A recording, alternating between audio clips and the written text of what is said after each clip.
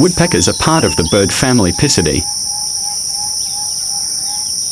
which also includes the piculets, wrynecks and sapsuckers. Most species live in forests or woodland habitats.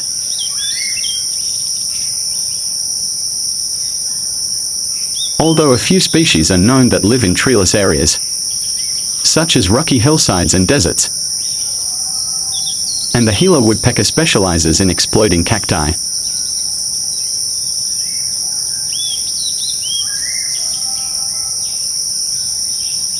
Members of this family are chiefly known for their characteristic behavior.